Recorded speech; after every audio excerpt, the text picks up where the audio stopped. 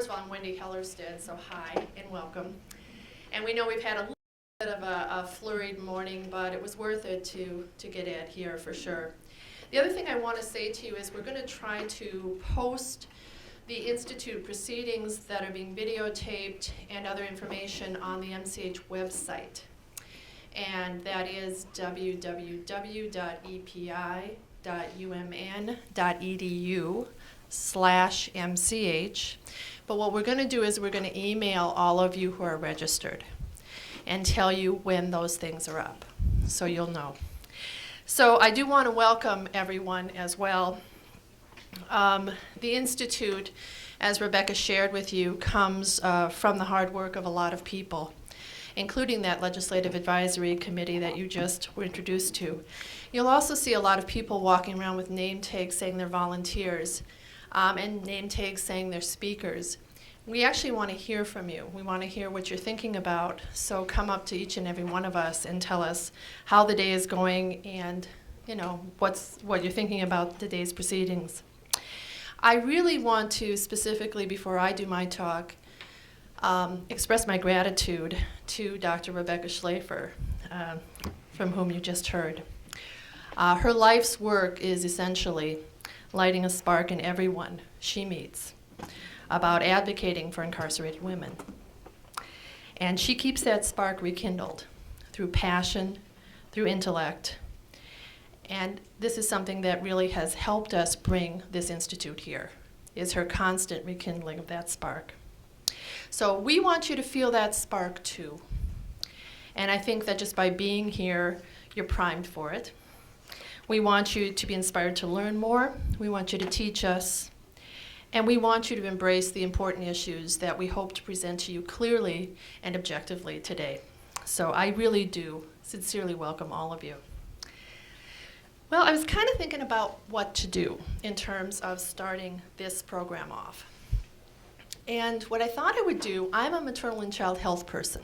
Actually, I'm a reproductive epidemiologist, but I was adopted into MCH about 20 years ago, and that's where I am. I wanted to talk to you about preconception and prenatal health. And there's a reason for that. Both are, of course, intimately tied to the outcomes of reproductive women who are women who are pregnant and incarcerated. The focus of my talk, and really the focus of the day, is women who are pregnant and incarcerated and do not terminate their pregnancies. And that's actually important to remember. I want to note also that the American College of Obstetricians and Gynecologists recommend that upon entry to incarceration, all women be assessed for pregnancy and that they be offered pregnancy counseling options, which include termination. So I want you to set the frame. Those of us who have been working in this area for a while, we know how to think about this, but some of you, you're a little bit newer to it.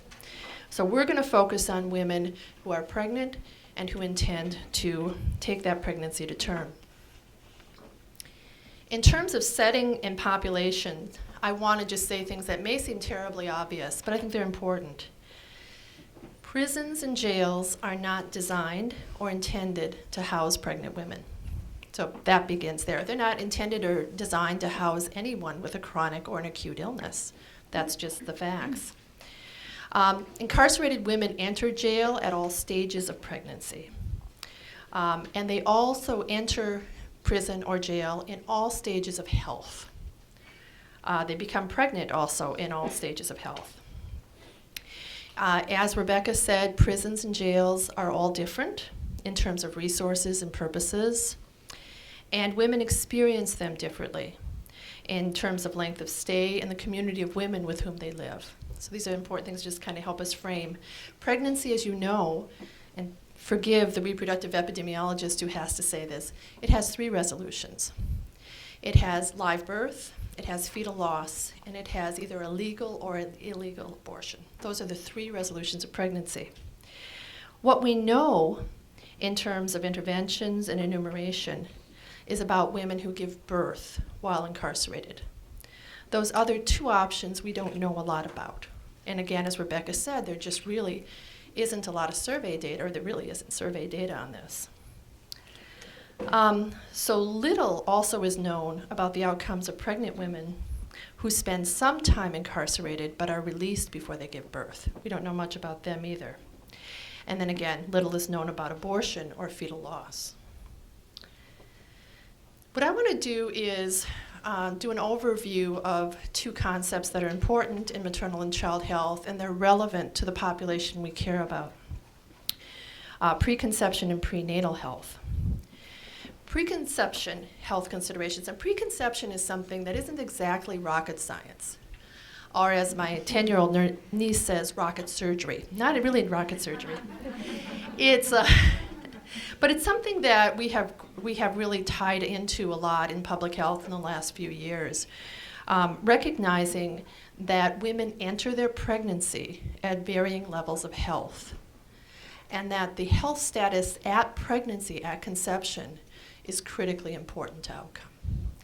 That's pretty simple. There's none of you in this room who would say, boy, yeah, of course, I understand that. But we don't always think about it. And we are being actually encouraged by public health leaders to start thinking about preconception health a lot. Prenatal health actually we often think about it in terms of prenatal care. And I'm going to talk less about that than I am just about general health considerations. But prenatal care is short, intensive interventions meant to optimize pregnancy. And of course, Ed Ellinger told us that we need to have great care for pregnant women who are incarcerated. Prenatal care should begin very early in pregnancy. It should be of high quality, and it should be continuous.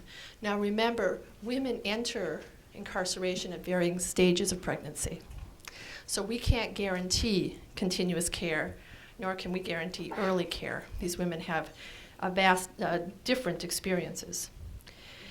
One of the things that we are going to think about when we think about the importance of preconception health, which we can't do a heck of a much about in an incarcerated situation, is that many maternal conditions and behaviors really can't be modified or are very difficult to modify during the short period of pregnancy.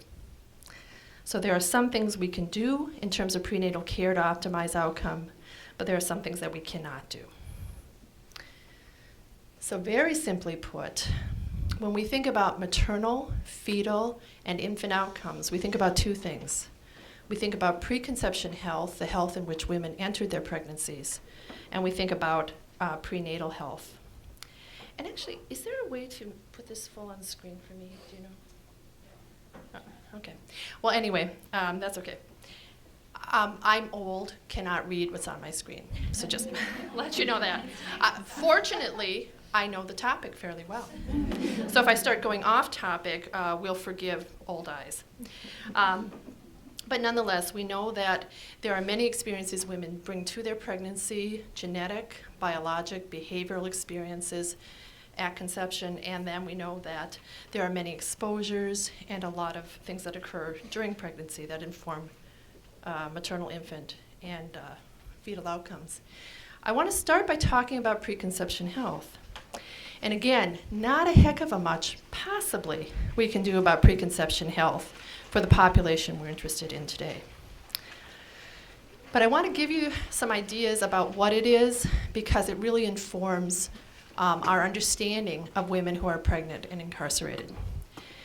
The way we're talking about preconception health in medicine, nursing, and public health is to offer preconception health care and preconception health counseling to any woman who is at risk of becoming pregnant.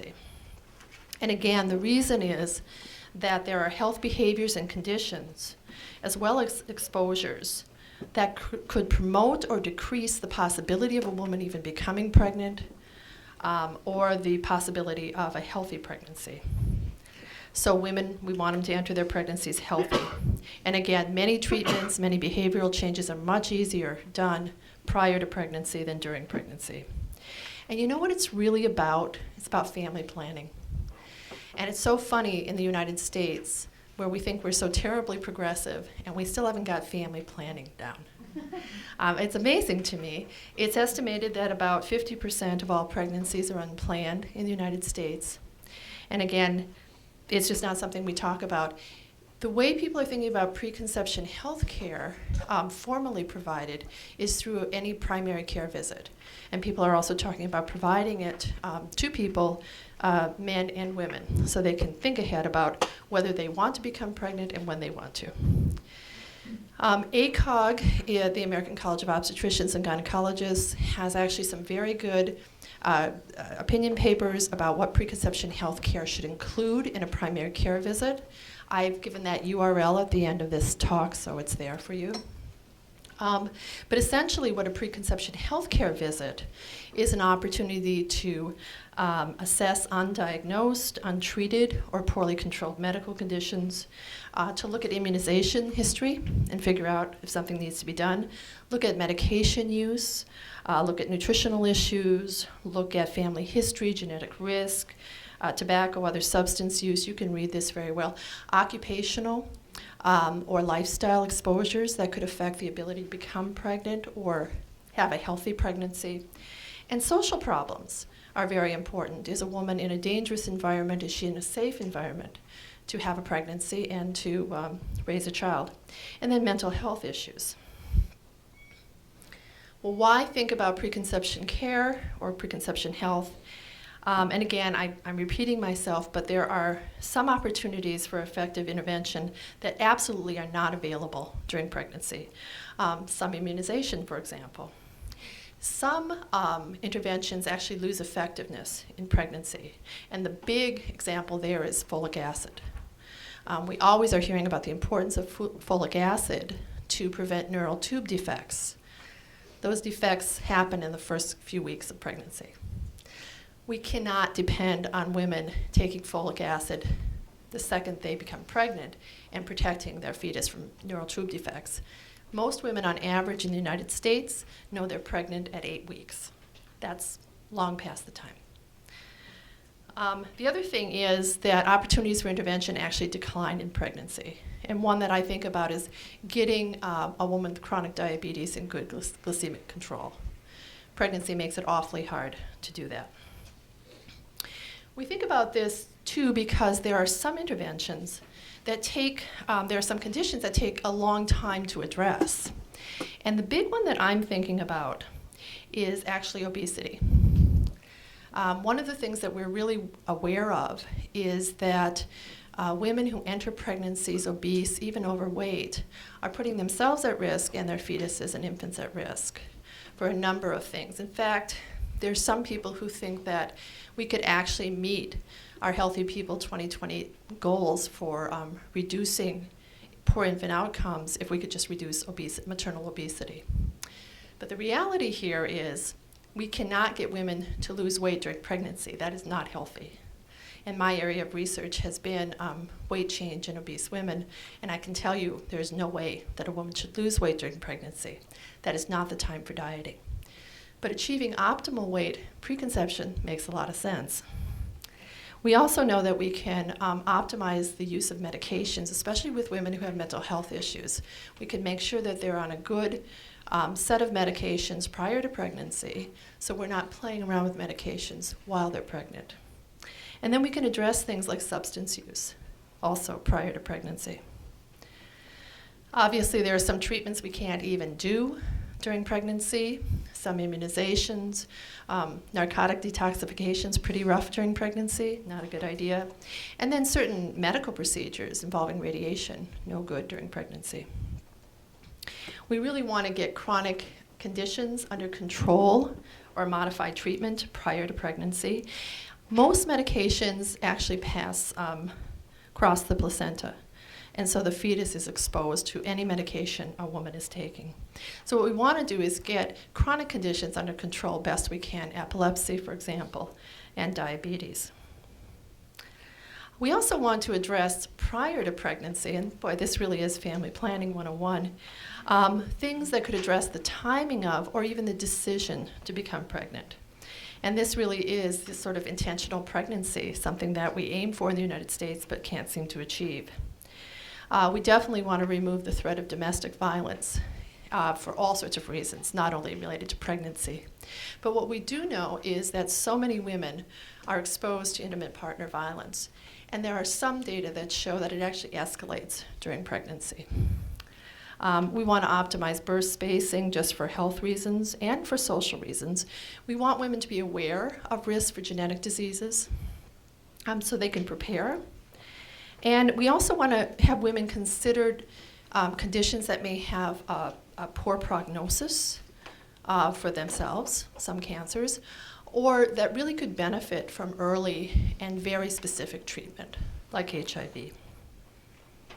We also want to modify the physical exposures a woman has. Some may be teratogenic, i.e. they may induce birth defects, or they could affect fertility. We often talk about fetuses as impressionable. We call them impressionable fetuses.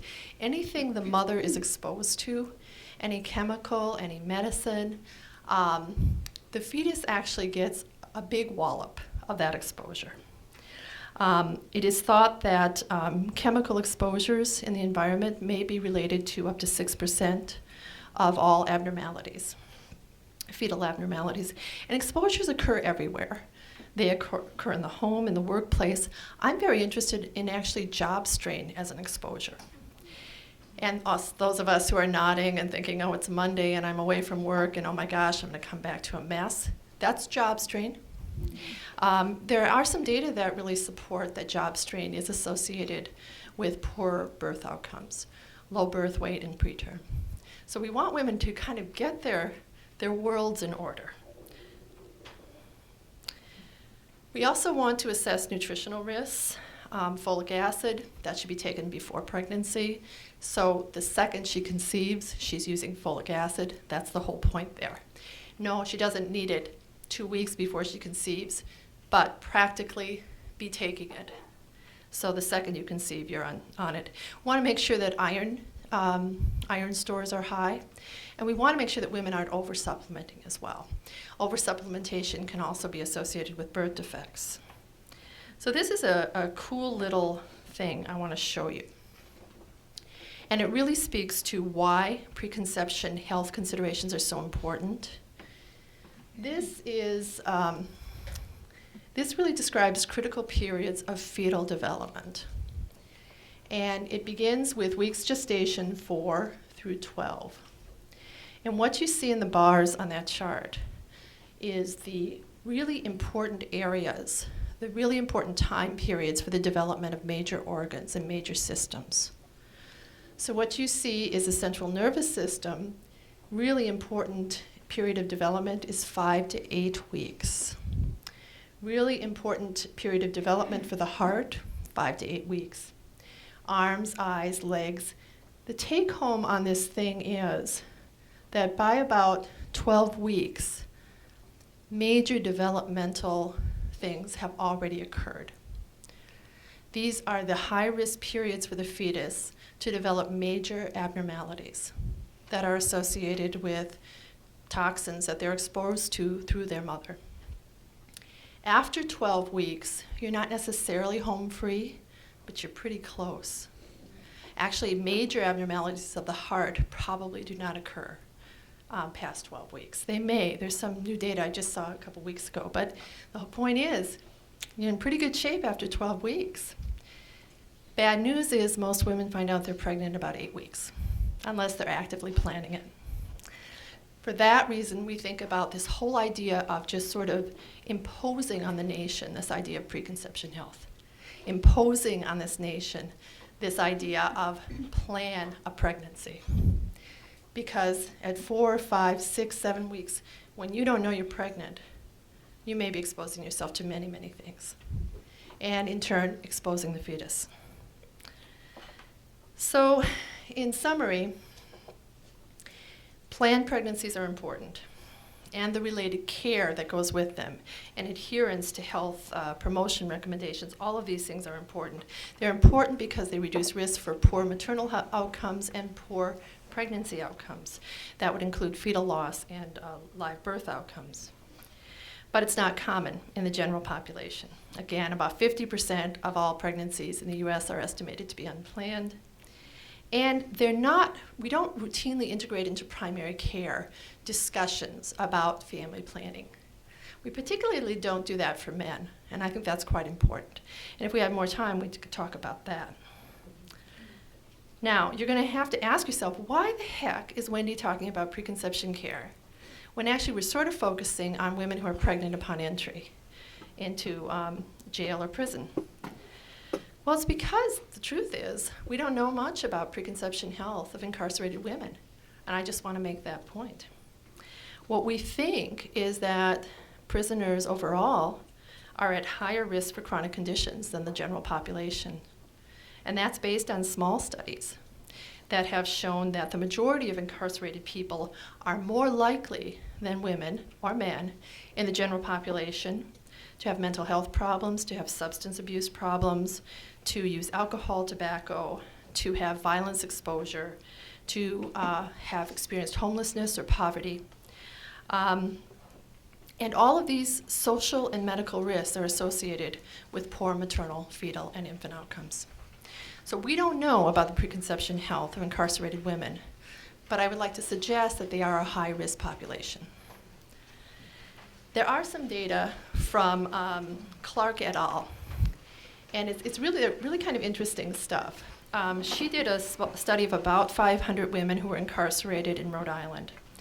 And what she was looking at was not so much preconception health, but she was looking at reproductive health risks. And what she found is, and you can see it here, is she asked women, and these were non-pregnant women, but 3 months prior to incarceration, she asked them about birth control use, about condom use, and about number of multiple partners. What she found is about 2/3 reported inconsistent birth control use, about 80% inconsistent condom use, and about a little over 1/3 reported multiple partners 3 months prior to incarceration. She also found that they had very high histories of sexually transmitted infections and of unplanned pregnancies. So her take home there was that the preconception health of incarcerated women is likely quite poor. And she said they're probably at very high risk of becoming pregnant upon release. Now, beyond the scope of what we can talk about today, is that she suggested, and it isn't a bad suggestion, is that it may be that incarceration is a time to help women consider family planning and what could optimize pregnancy outcomes upon release. But anyway, her take home is preconception health is probably pretty poor. Well, I'm going to talk very quickly about prenatal health, and that's pregnancy health. And again, just to remind you about this population, women will enter incarceration at any point in pregnancy, but some will find out at entry that they are pregnant. So just put this in your head, is a woman is incarcerated and she's just had a pregnancy test, and surprise, she's pregnant. But again, women enter at all stages of pregnancy. You have a handout in your folder from ACOG, and it really goes through some of the steps in prenatal care. I'm not going to do that for you. We make assumptions that they do have good health care, or we hope good health care in jail and in prison. But remember that so many of the components of prenatal care really depend on early care and continuous care. And women who enter pregnancy at 2 months or 3 months pregnant, we just don't know what their experiences have been. Some of the things that are very, not unique, but very common for incarcerated women, considerations for prenatal care, is that they may be using medications, that they may have histories of substance use, they may have histories of domestic violence, they may have actual concerns about the welfare of the children they are leaving at home. As Rebecca showed you, many incarcerated women are already parents. They also may have ambivalence about a pregnancy they may have just found out about. So there is a lot of emotional and mental health issues that are going on too, very unique possibly to this population. Now, one thing I want to say as I'm sort of winding up about pregnancy health is pregnancy is not a disease. It is a healthy condition generally. And I want to say that it's so important. We don't want to pathologize women who are pregnant. But the other thing about pregnancy is it has a lot of anatomical, hormonal, and physiological changes. They occur rapidly, and they may vary by women. And a big deal we want to think about, and we think about a lot with prenatal health, is the importance of nutrition, and again, my area of research of weight gain. And there's one sort of take-home I want to make, about two take-homes actually, is that all women need to gain weight during pregnancy. This shows you the latest Institute of Medicine recommendations for weight gain based on preconception weight status. The big deal here is you see that obese women need to gain weight. I want to really make a point of that. The other thing, though, you see, it's not just about total weight gain. It's not just that women have to gain 25 pounds during pregnancy. Our data have shown they need to gain that weight in a fairly even pattern. We do not want women to gain all of their weight in the third trimester, nor do we want them to have peaks and valleys of weight change during pregnancy.